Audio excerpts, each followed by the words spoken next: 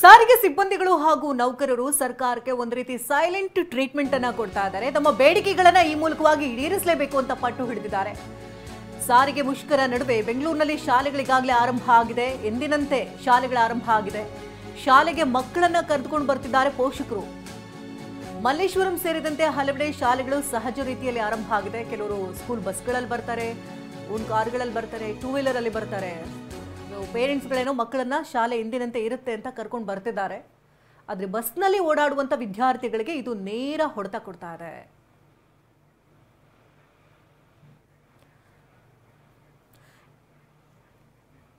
ಇನ್ನು ಬೆಳಗಾವಿಯಿಂದ ಸಹದೇವ್ ಮಾನೆ ಕೂಡ ಇದ್ದಾರೆ. ಇತ್ತ ಬೆಂಗಳೂರಿನಿಂದ ವಿನಯ್ ಕೂಡ ನೇರ ಸಂಪರ್ಕದಲ್ಲಿ ಜಾಯ್ನ್ ಆಗಿದ್ದಾರೆ. ಸೊ ಮೊದಲಿಗೆ ಬೆಂಗಳೂರಿನ ಚಿತ್ರಣ ಹೇಗಿದೆ, ವಿದ್ಯಾರ್ಥಿಗಳು ಹೇಗೆ ಪರದಾಡ್ತಿದ್ದಾರೆ ಅನ್ನೋದ್ರ ಬಗ್ಗೆ ಮಾಹಿತಿನ ಪಡ್ಕೋಣ.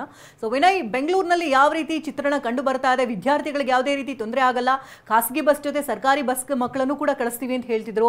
ಆ ವ್ಯವಸ್ಥೆಗಳೆಲ್ಲ ಕರೆಕ್ಟಾಗಿ ಆಗಿದೆಯಾ? ಸ್ಕೂಲ್ ಅಂತ ವಿದ್ಯಾರ್ಥಿಗಳು ಮುಖ ಮಾಡ್ತಿದ್ದಾರೆ?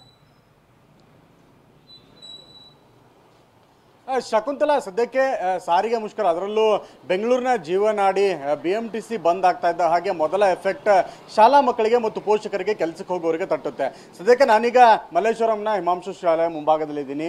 ಈ ಶಾಲೆ ಮುಂಭಾಗದಲ್ಲಿ ಈಗಾಗಲೇ ಶಾಲೆ ಆರಂಭ ಆಗ್ತಾ ಇದ್ದ ಹಾಗೆ ಸಹಜವಾಗಿ ಮಕ್ಕಳು ಶಾಲೆಗೆ ಬರ್ತಾ ಇದ್ದಾರೆ.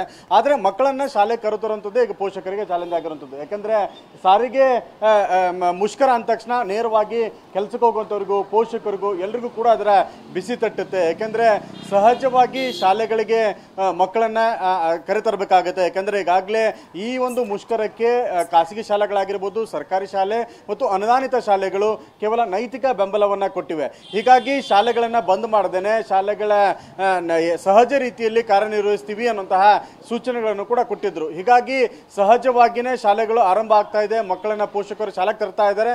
ಆದರೆ ಇವತ್ತು ಹೆಚ್ಚಿನ ಪ್ರಮಾಣದಲ್ಲಿ ಮಕ್ಕಳನ್ನ ಬೈಕ್ಗಳಲ್ಲಿ ಮತ್ತು ಪೋಷಕರು ಡ್ರಾಪ್ ಮಾಡ್ತಾ ಇರೋದು ಕಂಡು ಬರ್ತಾ ಇದೆ.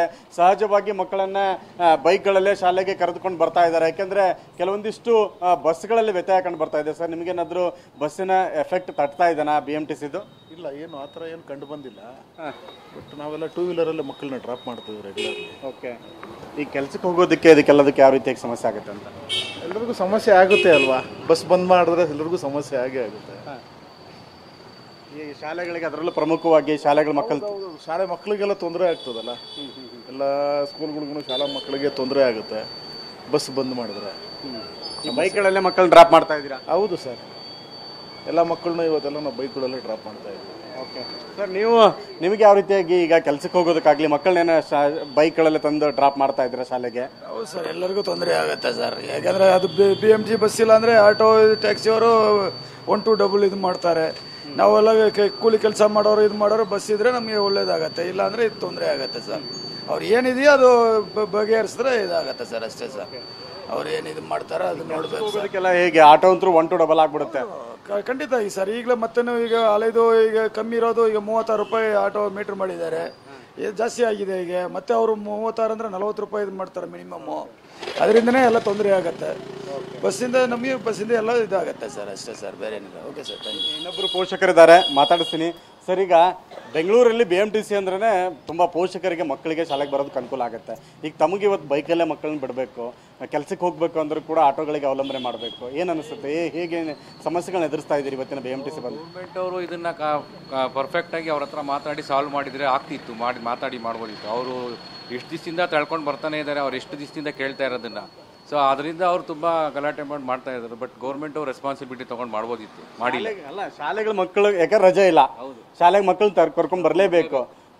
ಅದರಿಂದ ತುಂಬ ತೊಂದರೆ ಆಗುತ್ತೆ. BMTC ಅವ್ರು ಮಾಡಿರೋದು, KSRTC ಅವರಾಗಲಿ BMTC ತುಂಬ ಊರುಗಳಿಂದ ಬರೋರು, ಬೇರೆ ಏರಿಯಿಂದ ಬರೋರು ತುಂಬ ಜನ ಇರ್ತಾರೆ ಮಕ್ಕಳು. ಅವ್ರಿಗೆಲ್ಲ ತುಂಬ ತೊಂದರೆ ಆಗುತ್ತೆ ಕರ್ಕೊಂಬಂದು ಇದು ಮಾಡೋದಕ್ಕೋಸ್ಕರ. ಸೊ BMTC ಅವ್ರು ಮಾಡಿರೋದು ಕಷ್ಟ ಆಗ್ತಿದೆ. ಈಗ ನಾವು ಬೈಕ್ಗಳಲ್ಲೇ ತರಬೇಕಾದ ಸ್ಥಿತಿ ಇದೆ. ಹೌದು, ಕರ್ಕೊಂಬರ್ಲೇಬೇಕಲ್ಲ ಮಕ್ಕಳನ್ನ ಸ್ಕೂಲಿಗೆ ಕರ್ಬೇಕಂದ್ರೆ. ಏನು ಮಾಡೋಕೆ, ರಜಾ ಹಾಕ್ಸಿದ್ರೆ ತಿರ್ಗಾ ಸ್ಕೂಲಲ್ಲಿ ಬೈತಾರೆ. SLC ಇರ್ತಾರೆ, ಅವ್ರಿಗೆ ರಜಾ ಮಿಸ್ ಮಾಡಬಾರ್ದು, ಪೋರ್ಷನ್ಸ್ ಕಂಪ್ಲೀಟ್ ಇರಲ್ಲ. ಅದಕ್ಕೋಸ್ಕರ ಹೆಂಗಾರ ಕಷ್ಟ ಬಿದ್ದು ಕರ್ಕೊಬರ್ಬೇಕು ಪೋರ್ಷನ್ ಮಕ್ಕಳಿಂದ. ಓಕೆ. ನೀವು ನೋಡ್ಬೋದು ಸದ್ಯಕ್ಕೆ ಶಾಲಾ ಮುಂಭಾಗದಲ್ಲಿ ಯಾವ ರೀತಿಯಾಗಿ ಚಿತ್ರಣ ಇದೆ ಅಂದರೆ ಬಹುತೇಕ ಪೋಷಕರು ಇವತ್ತು ಬೈಕ್ಗಳ ಮೇಲೇ ಮಕ್ಕಳನ್ನು ಡ್ರಾಪ್ ಮಾಡ್ತಾ ಇದ್ದಾರೆ. ಯಾಕಂದರೆ ಶಾಲೆಗಳನ್ನು ಮಿಸ್ ಮಾಡೋ ಹಾಗಿಲ್ಲ, ಶಾಲೆಗಳ ರಜೆ ಇಲ್ಲ. ಹೀಗಾಗಿ ಮಕ್ಕಳನ್ನು ಸಹಜವಾಗಿ ಶಾಲೆ ಕರೆದುಕೊಂಡು ಬರುವಂಥ ಜವಾಬ್ದಾರಿ ಆಟೋಮೆಟಿಕ್ಲಿ ಪೋಷಕರದಾಗಿರುತ್ತೆ. ಹೀಗಾಗಿ ಸಾಕಷ್ಟು ಪೋಷಕರು ಮಕ್ಕಳನ್ನು ಶಾಲೆಗೆ ಇವತ್ತು ತಮ್ಮ ದೈನಂದಿನ ಕಾರ್ಯಚಟುವಟಿಕೆಗಳ ನಡುವೆ ಬೈಕಲ್ಲಿ ಡ್ರಾಪ್ ಮಾಡಿ ಹೋಗ್ತಾ ಇದ್ದಾರೆ. ಅದರಲ್ಲೂ ಪ್ರಮುಖವಾಗಿ ಈಗ BMTCಗಳ ಸ್ಟಾಪ್ ಟು ಸ್ಟಾಪ್ ಅಂದರೆ ಹತ್ತಿರದ ಸ್ಟಾಪ್ಗಳಿಗೆ ಬಂದು ಮಕ್ಕಳು ನಡೆದುಕೊಂಡು ಬರ್ತಾ ಇರ್ತಿದ್ರು. ಆದರೆ ಈಗ BMTC ಬಸ್ಗಳ ಸಂಚಾರದಲ್ಲಿ ವ್ಯತ್ಯಯ ಆಗಿದೆ.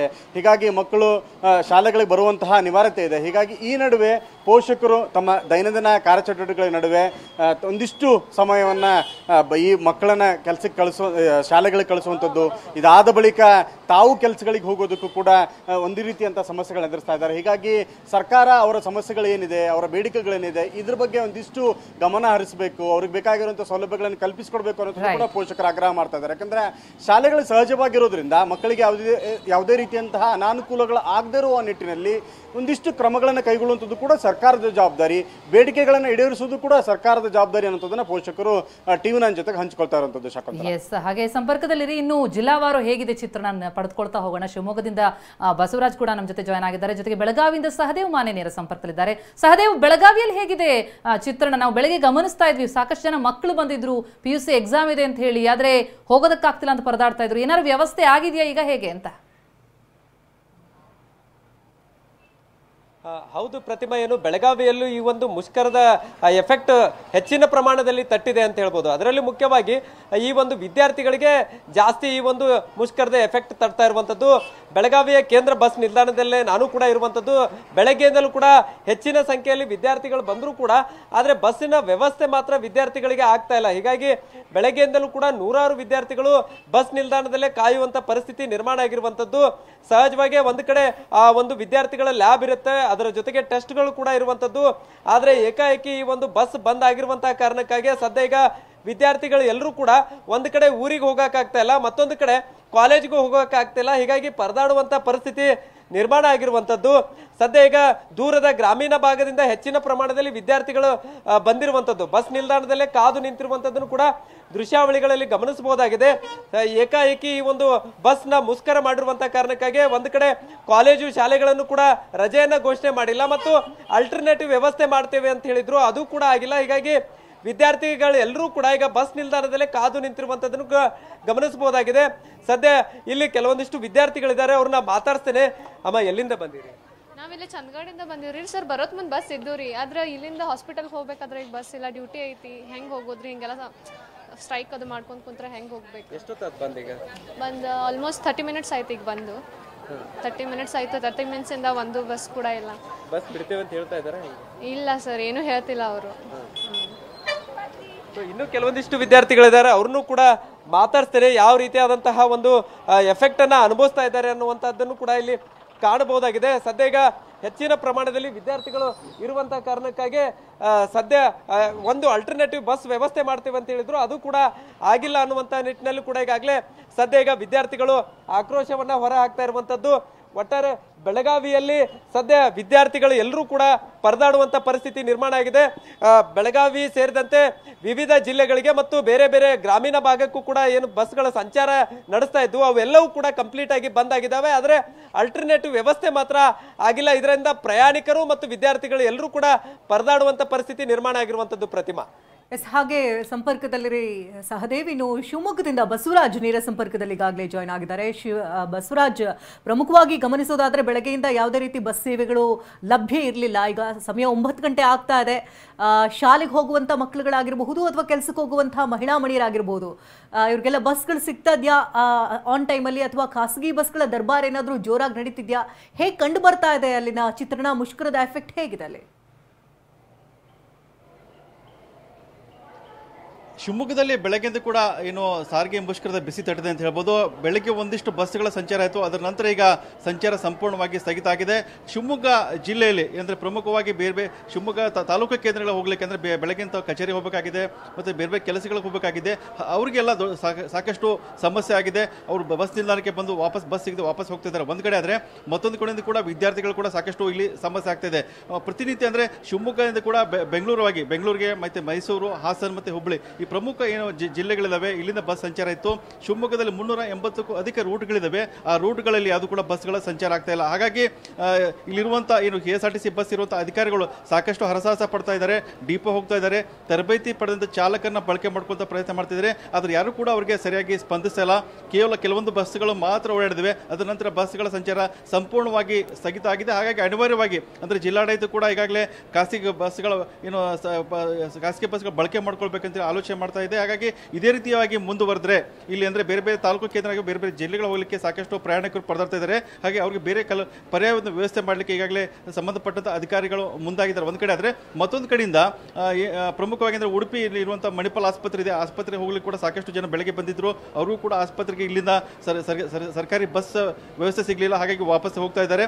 ಸಾಕಷ್ಟು ಪರದಾಡುವಂತಹ ಪರಿಸ್ಥಿತಿ ಇಲ್ಲಿ ನಿರ್ಮಾಣ ಆಗಿದೆ ಅಂತ ಹೇಳ್ಬೋದು ಒಂದ್ ಕಡೆ. ಆದ್ರೆ ಮತ್ತೊಂದು ಕಡೆಯಿಂದ ಅಧಿಕಾರಿಗಳು ಅಂದ್ರೆ ಇಲ್ಲಿರುವಂತಹ ಸಾರಿಗೆ ಸಿಬ್ಬಂದಿ ಅಂದ್ರೆ ಶಿವಮೊಗ್ಗದ 5 ಡಿಪೋ ಇದಾವೆ. 5 ಡಿಪೋಗಳಲ್ಲಿ 1200ಕ್ಕೂ ಹೆಚ್ಚು ಸಿಬ್ಬಂದಿಗಳಿದ್ದಾರೆ. ಅದರಲ್ಲಿ ಯಾರು ಕೂಡ ಅಂದ್ರೆ ಇವತ್ತೇನು ಮುಷ್ಕರಕ್ಕೆ ಬೆಂಬಲ ಕೊಟ್ಟಿದ್ದಾರೆ ಯಾರು ಕೂಡ ಕರ್ತವ್ಯಕ್ಕೆ ಹಾಜರಾಗಿಲ್ಲ. ಹಾಗಾಗಿ ಸಾಕಷ್ಟು ಸಮಸ್ಯೆ ಎಲ್ಲ ಆಗ್ತಾ ಇದೆ. ಒಂದ್ ಕಡೆಯಿಂದ ಎಲ್ಲರೂ ಕೂಡ ಸಾರಿಗೆ ನೌಕರರು ಎಲ್ಲ ಕೂಡ ಬೆಂಬಲ ವ್ಯಕ್ತಪಡಿಸಿದ್ದಾರೆ. ಹಾಗಾಗಿ ಹಂತ ಹಂತವಾಗಿ ಕೂಡ ಬಸ್ ಸಂಚಾರ ಸಂಪೂರ್ಣವಾಗಿ ಸ್ಥಗಿತ ಆಗ್ತಾ ಇದೆ ಇಲ್ಲಿ. ಶಕುಂತಲಾ, ಥ್ಯಾಂಕ್ ಯು ತಮ್ಮ ಎಲ್ಲ ಮಾಹಿತಿಗೆ.